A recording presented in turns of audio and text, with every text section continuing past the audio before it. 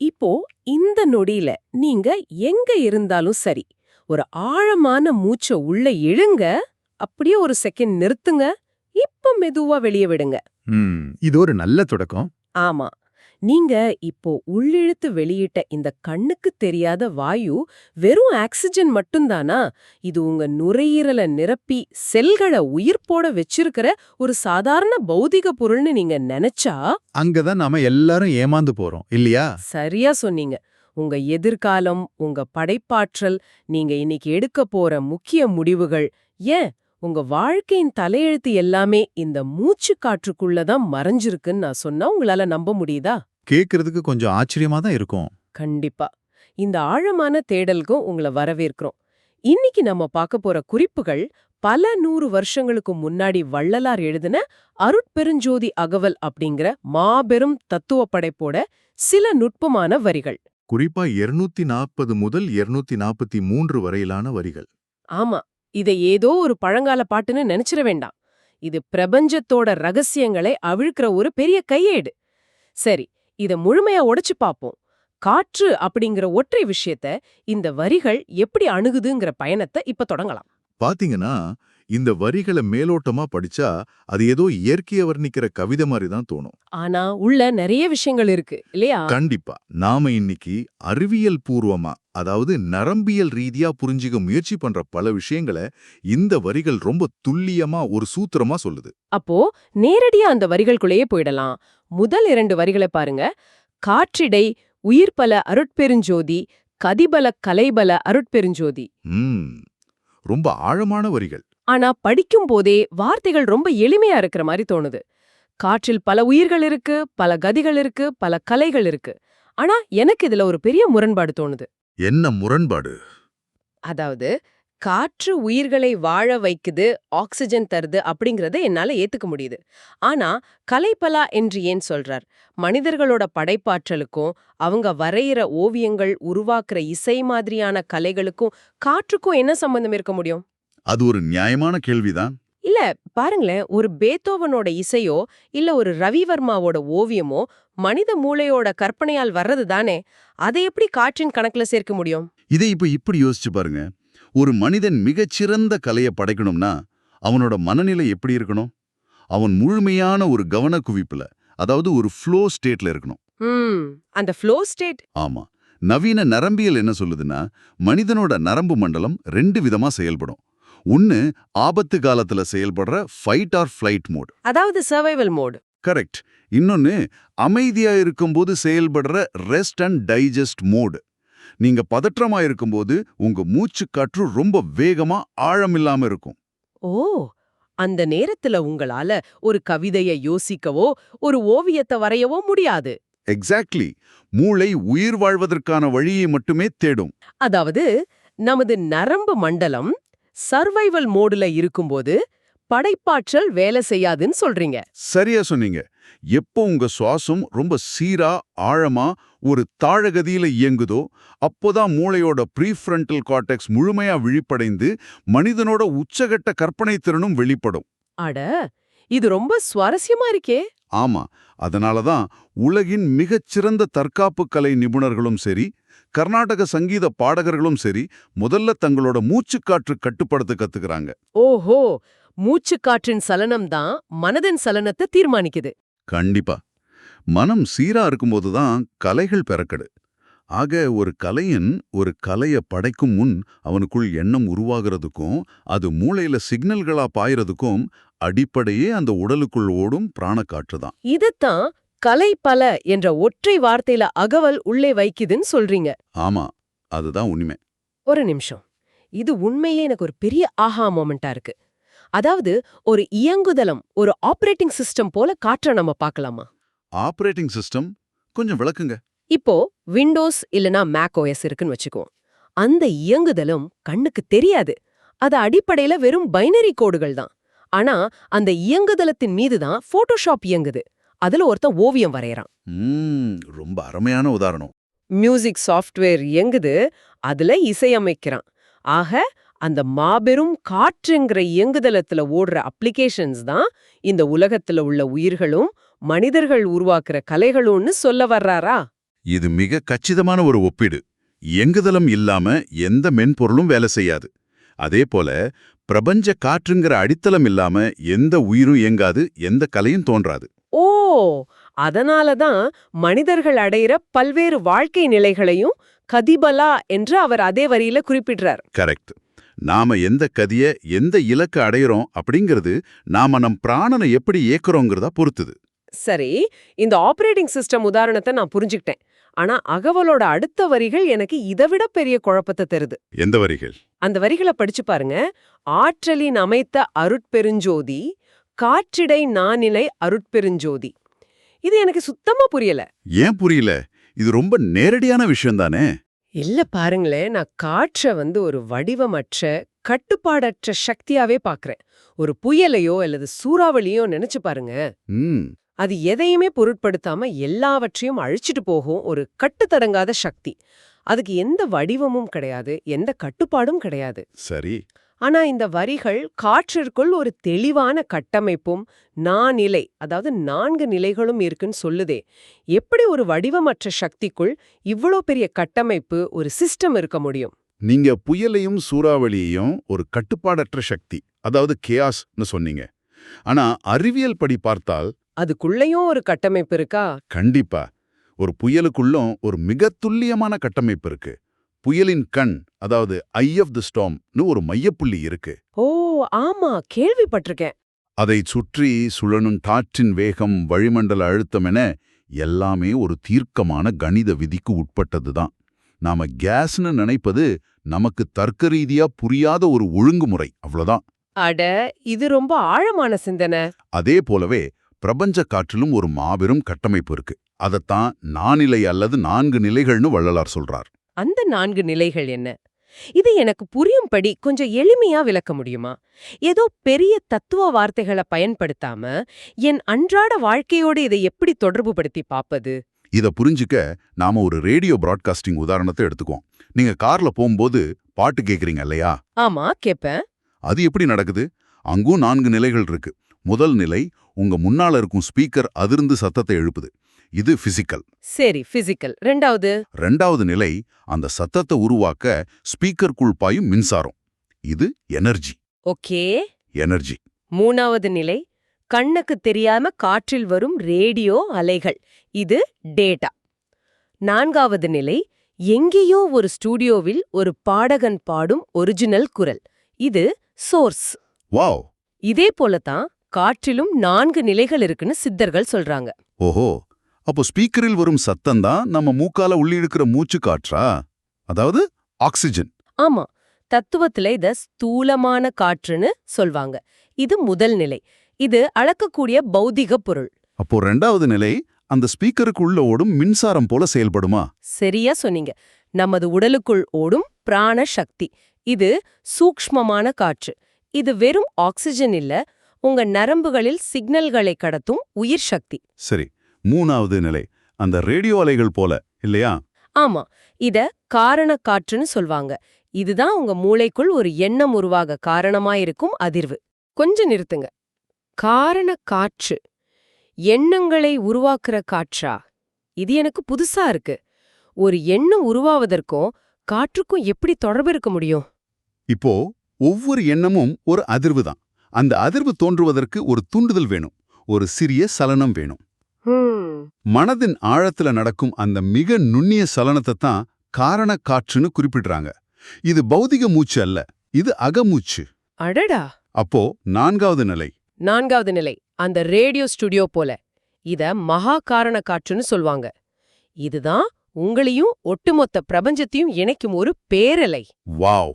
இந்த 4 நிலைகளும் ஒரு துல்லியமான அடுக்கா, ஒரு கட்டமைப்பா அந்த அருட்பெருஞ்சோதியால் அமைக்கப்பட்டிருக்கு அப்படிங்கறதான் ஆற்றலின் அமைத்த காற்றிடை நான்நிலைன்னு அவர் குறிப்பிடுறார். இது உண்மையிலே மலைக்க வைக்குது. நான் இதுவரை காற்று வெறும் செடிகளையும் கொடிகளையும் அசைக்கும் ஒரு பொருளாதான் பார்த்தேன். ஆனா அது அவ்வளோ சாதாரணமான விஷயம் அல்ல. கண்டிப்பா நான் எடுக்கும் மூச்சில் ஸ்தூலம், சூக்ஷ்மம், எண்ணங்களை உருவாக்கும் காரணம், பிரபஞ்சத்தோடு இணைக்கும் மகா காரணம் என இவ்வளவு பெரிய ஆபரேட்டிங் சிஸ்டம் ஓடிக்கொண்டிருக்குங்கிறது பிரமிப்பா இருக்கு. இதுதான் சித்தர்களின் அறிவியல். சரி, பிரபஞ்ச அளவுல காற்றின் இந்த பிரம்மாண்டமான கட்டமைப்பை பார்த்துட்டோம். இப்போ இதுல இருந்து கொஞ்சம் கீழே இறங்கி நமது உடலுக்குள் வருவோம். அகவலோட அடுத்தடுத்த வரிகள் இந்த உடலுக்குள் உள்ள உறுப்புகள் மற்றும் உணர்வுகளை பற்றி பேசுது. ஆமா, அந்த வரிகளை சொல்லுங்க. கருவிகள் அனைத்தையும் அருட்பெருஞ்சோதி ஆற்றுற வகுத்த அருட்பெருஞ்சோதி. அப்புறம் காற்றிடை உணரியல் அருட்பெருஞ்சோதி கருதியல்லாதி அருட்பெருஞ்சோதி. இங்கே கருவிகள் என்று அவர் என் கண், காது, மூக்கு ஆகிய புலன்களை சொல்றாரா? கண்கள், காதுகள் போன்ற வெளி உறுப்புகள் மட்டுமல்ல, நமது தத்துவ பார்வையில மிக முக்கியமான கருவிகள் உடலுக்குள்ளதான் இருக்கு. உடலுக்குள்ளேனா? அவற்றை அந்தக் கரணங்கள் என்று சொல்வாங்க. அதாவது மனம், புத்தி, சித்தம், அகங்காரம். இங்கேயும் நீங்க கொஞ்சம் இதை எனக்காக எளிமைப்படுத்தணும். மனம், புத்தி, சித்தம் என்று வரிசையா சொல்றீங்க.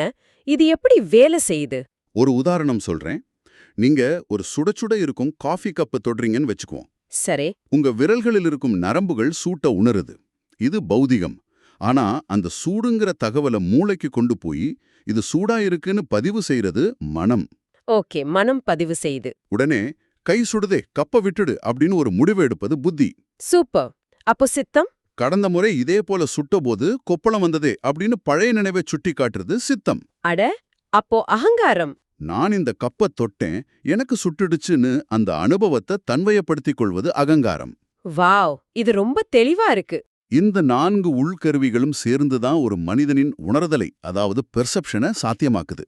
ஓ, அப்போ நான் உலகை உணர்வதற்கு என் கண்கள் மட்டும் போதாது, இந்த உள்ளுறுப்புகளும் சீராய் இயங்கணும். சரி, இதற்கும் காற்றுக்கும் என்ன சம்பந்தம்? அதுதான் கருவிகளை அனைத்தையும் ஆற்ற வகுத்துங்கிற வரி. இந்த மனம், புத்தி, சித்தம்ங்கிற கருவிகள் அனைத்தும் இயங்குவதற்கு ஒரு சக்தி தேவையில்லையா? கண்டிப்பா. அந்த சக்தி தான் மூச்சுக்காற்று. காற்றிடை உணரியல் என்று அவர் சொல்றது இதைத்தான். உணரியல்னா பெர்செப்ஷன். நீங்க ஒரு இசையை கேட்டு உணர்றீங்கன்னா வெளியே ஒலி அலைகள் காற்றின் மூலம் பயணிக்குது. ஆமா. ஆனா உள்ளே அந்த ஒளிய இசைன்னு உணர்வதற்கு உங்க நரம்பு மண்டலம் செயல்படணும். அந்த நரம்பு மண்டலத்தை இயக்குவதும் உள்ளே ஓடுற பிராணக்காற்று தான். எனக்கு இந்த இடத்துல மறுபடியும் ஒரு கேள்வி வருது. வெளியே ஒலி கேட்பதற்கு காற்று ஒரு ஊடகம்னு எனக்கு தெரியும். வெற்றிடத்துல சத்தம் கேட்காது. காற்று இருப்பதால தான் என் குரல் உங்களை வந்து அடையுது. கரெக்ட். அதுபோலவே நமது உள்ளுறுப்புகளும் உலகை உணர்வதற்கு நமது மூச்சுக்காற்று தான் ஒரு அக ஊடகமா செயல்படுதா? துல்லியமா சொன்னீங்க. அப்படியானால் என்னிடம் கண் இருக்கு, மூளை இருக்கு, நரம்புகள் எல்லாம் பெர்ஃபெக்ட்டா இருக்கு. ஆனா உள்ளே பிராணனின் ஓட்டம், அதாவது காற்றின் ஓட்டம் இல்லைனா என்ன ஆகும்? என் மூளையும் புலன்களும் மின்சாரம் இல்லாத வெறும் பிளாஸ்டிக் இயந்திரங்கள் போல, அதாவது அன்பிளக்டு ஹார்ட்வேர் போல ஆகிடுமா? அந்த அன்பிளக்ட் ஹார்ட்வேர் உதாரணம் மிக சரியானது. இத மருத்துவ ரீதியாவே நம்ம பார்க்கலாம். கிளினிக்கல் டெத்னு சொல்லுவாங்க. ஒரு மனிதனின் மூச்சு நின்று விடுது, அவனுக்கு ஆக்சிஜன் செல்வது தடைப்படுது. சில நிமிடங்களில் அவனது மூளை செல்கள் இறக்கத் தொடங்குது. அவனது கண்கள் அங்கேதான் இருக்கு, ஒளி அதன் மீது படுது, ஆனா அவனால் பார்க்க முடியாது. எனக்கு கனெக்ஷன் கட் ஆகிடுச்சு. ஆமா, அந்த ஒளியே உணர்வாக மாற்ற மின்சாரம் அங்கு துண்டிக்கப்பட்டுடுச்சு. காற்றுங்கிற அந்த உணரியல் ஓட்டம் நின்றால் எல்லாம் முடிந்தது. உணர்தல் அங்கேயே துண்டிக்கப்பட்டு விடுது. இது ரொம்ப பெரிய விஷயம். இதைவிட முக்கியம் அடுத்த வரி, கருதியல் ஆதிய. நாம உணர்வதிலிருந்து தான் நமது சிந்தனைகளே தொடங்குது. நாம எதை சிந்திக்கிறோம் என்பதன் ஆதிப்புள்ளி இந்த மூச்சுக்காற்றுல தான் இருக்கு. இது உண்மையிலே ஒரு நிமிஷம் நம்ம உரைய வைக்குது. நாம இவ்ளோ காலம் நான் சிந்திக்கிறேன், அதனால் நான் இருக்கிறேன்னு நம்ம அகங்காரத்துல நடிச்சிட்டு இருந்தோம். ஆனா என் சிந்தனையின் ஆதிப்புள்ளியே நான் உள்ளிழுக்கும் மூச்சுல தான் இருக்குங்கிறது ஒரு பெரிய திறப்பு. ஆமா, அதுதான் உண்மை. சரி, நம்ம இப்போ உணர்வுகள் மற்றும் கருவிகள் எப்படி இயங்குதுன்னு புரிஞ்சுக்கிட்டோம். நான் உலக உணர்ந்துட்டேன், சிந்திச்சிட்டேன், ஒரு எண்ணம் வந்துடுச்சு. அந்த எண்ணத்தின் அடுத்த கட்டம் என்னவா இருக்கும்? கண்டிப்பா ஒரு செயலாதான் இருக்கும். ஆமா, ஒரு செயல். எனக்கு ஒரு காஃபி குடிக்கணுங்கிற எண்ணம் ஏற்பட்டா நான் எழுந்து நடந்து சென்று ஒரு கப்பை எடுப்பேன். இது ஒரு செயல். இப்போ அடுத்த வரிகளுக்கு போவோம். காற்றிடைச் செயலெல்லாம் அருட்பெருஞ்சோதி, கருதிய பயனெல்லாம் அருட்பெருஞ்சோதி, ஆற்றவும் வகுத்த அருட்பெருஞ்சோதி. எனக்கு இங்கே ஒரு பெரிய முரண்பாடு தோணுது. காற்றிடை செயலெல்லாம் என்கிறார். அதாவது உலகத்தில் நடக்கும் எல்லா செயல்களும் காற்றின் ஊடாகவே நடக்குதுன்னு சொல்றார்.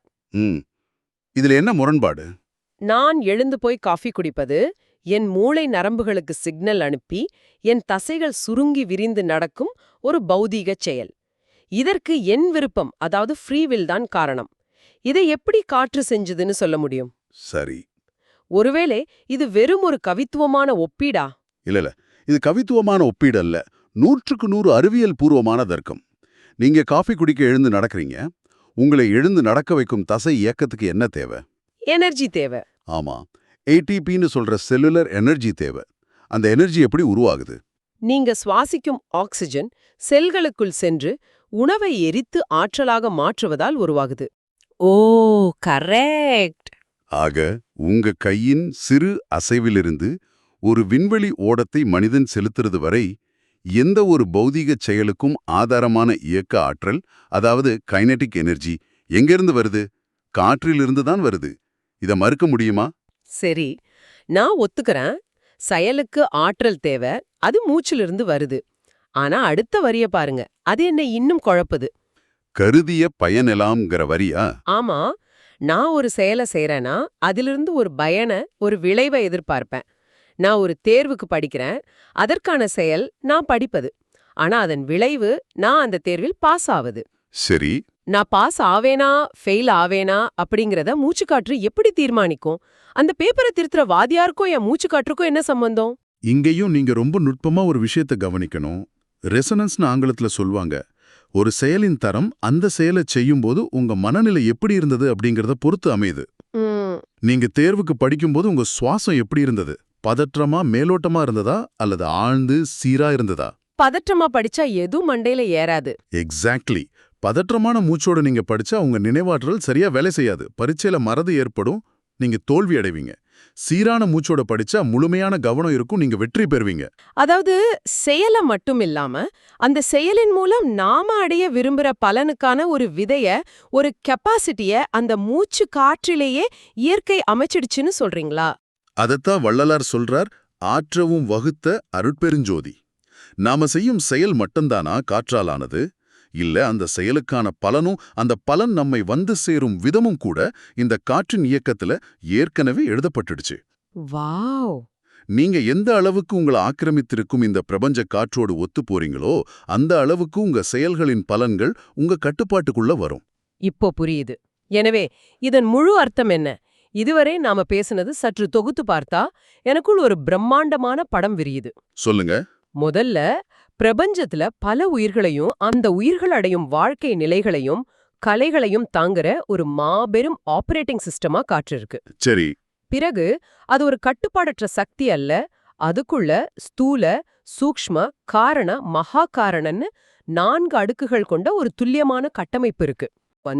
மனதையும் புத்தியையும் ஒரு மின்சாரம் போல இயக்கி உலகை உணரும் செயலை சாத்தியமாக்குது. அதன் தொடர்ச்சியா அந்த உணர்வின் மூலம் நாம செய்யற அன்றாட செயல்களையும் அந்த செயல்கள் மூலம் நாம அடைய போற விளைவுகளையும் கூட அதுதான் தீர்மானிக்குது. பெர்ஃபெக்ட்டா சம்மரைஸ் பண்ணிட்டீங்க.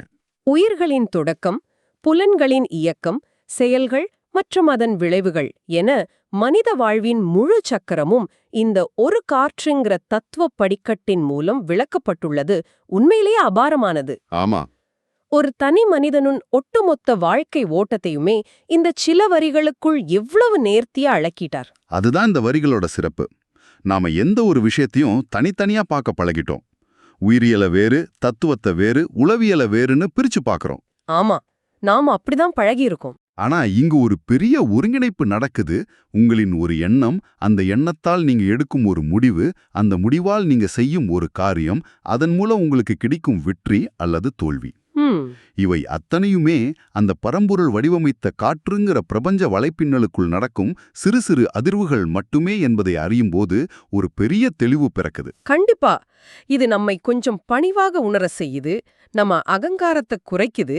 இன்னைக்கு நாம அலசிய இந்த ரகசிய தத்துவ படிக்கட்டுகள் எப்படி காற்றை வெறும் பௌதீக மூலமா நீங்க மூக்கு வழியா உள்ளிழுத்து வெளிவிடும் ஏதோ ஒரு வாயுவாக இல்லாம உயிர்கள், கலைகள், கருவிகள், உணர்வுகள் மற்றும் செயல்களை இயக்கும் ஒரு மாபெரும் சக்தியாக காத்துது. ஆமா, அத மிக தெளிவா நமக்கு உணர்த்திடுச்சு.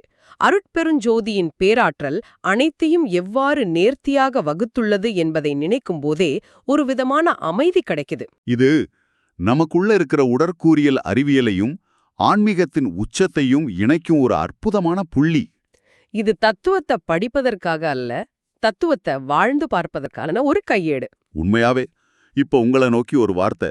அடுத்த முறை நீங்க ஆழமா ஒரு மூச்சு விடும்போது, நீங்க ஏதோ ஒரு பலூனை ஊதுவதைப் போல வெறும் ஆக்சிஜனை மட்டும் உள்ளிழுக்கல அப்படிங்கறத நினைவில் கொள்ளுங்க. ஆமா, நாம ஒரு பிரபஞ்ச இணைப்புல இருக்கோம். இந்த உலகத்தோட கோடிக்கணக்கான உயிர்களையும் மனிதர்கள் படைத்த எண்ணற்ற கலைகளையும் உங்களோட ஒவ்வொரு சிறு செயலையும் இயக்கும் ஒரு பிரபஞ்ச இயந்திரத்துல நீங்களும் நேரடியாக பங்கு கொள்கிறீர்கள். அந்த மாபெரும் ஆபரேட்டிங் சிஸ்டம் உங்களை இயக்கும் ஒரு சிறு கணம் தான் அந்த மூச்சு. இறுதியாக உங்களுக்கு ஒரு ஆழமான சிந்தனையை விட்டு செல்ல விரும்புறோம். இந்த விவாதத்துல நாம நேரடியாக பேசாத ஒரு விஷயத்தை நீங்களே சிந்திச்சு பாருங்க. ஒரு நல்ல கேள்வியோட முடிக்கலாம். நமது செயல்களும் நாம அந்த செயல்களிலிருந்து எதிர்பார்க்கும் பலன்களும் இந்த மூச்சு காற்றின் இயக்கத்தால தான் அமைக்கப்பட்டிருக்குன்னா, நமது மூச்சு காற்றை நாம விழிப்புணர்வோடு கையாள தொடங்கினால், அதாவது நமது சுவாசத்தின் மீது நாம முழுமையான கவனத்தை குவிச்சு பழகினால், நம் வாழ்க்கையின் விளைவுகளையே நம்மால் மாற்றியமைக்க முடியுமா? நமது டெஸ்டினியே, நமது தலைவிதியே நம்ம சுவாசிக்கும் காற்றின் மூலமே நாமே மாற்றி எழுத முடியுமா? இதை நீங்களே சிந்தித்துப் பாருங்கள். மீண்டும் ஒரு ஆழமான தேடலில் சந்திப்போம்.